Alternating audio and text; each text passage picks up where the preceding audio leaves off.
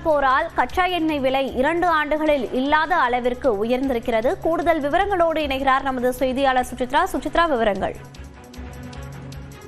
மத்திய கிழக்கு பகுதியில் ஏற்பட்டு வரும் போர் பதற்றம் காரணமாக கச்சா எண்ணெயினுடைய விலை என்பது தற்பொழுது 2 ஆண்டுகள் இல்லாத ஒரு உயர்வை எட்டியுள்ளது. குறிப்பாக பேரலுக்கு $93 வீதம் தற்பொழுது விலை உயர்ந்திருக்கும் நடவடிக்கையில் 150 அந்த ஒரு விலை என்பது உயரும் என்ற ஒரு கணிப்பு ஏற்பட்டுள்ளதாக கத்தாரினுடைய அமைச்சர் தெரிவித்துள்ளார். அது மட்டுமல்லாமல் இந்த ஒரு நிலை நீடித்தது என்பதால் நிச்சயமாக அடுத்த சில தினங்களில் எண்ணெய் மற்றும் எரிவாயு உற்பத்தி என்பது நிறுத்தப்படுவதற்கான வாய்ப்புகள் உள்ளதாக கத்தாருடைய எரிசக்தி அமைச்சர் சாத் அல் காஃபி தெரிவித்துள்ளது தற்பொழுது குறிப்பிடத்தக்கது. மிக முக்கியமாக இந்த ஒரு விலை ஏற்றத்தால் உலகத்தினுடைய பொருளாதாரம் என்பது கடுமையாக பாதிக்கப்படுவதற்கான வாய்ப்பு உள்ளதாகவும் அவர் தெரிவித்துள்ளார். குறிப்பாக பெட்ரோல், டீசல் உரை, உணவு மற்றும் பொருட்களுடைய விலையும் அதிகரிப்பதற்கான வாய்ப்புகள் இருப்பதாக அவர் எச்சரிக்கை விடுதலை முக்கியமாக பார்க்கப்படுது. தற்போது ஏற்கனவே இருப்பில் இருந்த அந்த ஒரு எண்ணெய் மற்றும் எரிவாயு என்பது தீரும் நிலையில் இருப்பதன் அடிப்படையில் இன்னும் அடுத்த ஒரு சில தினங்களில் இந்த ஒரு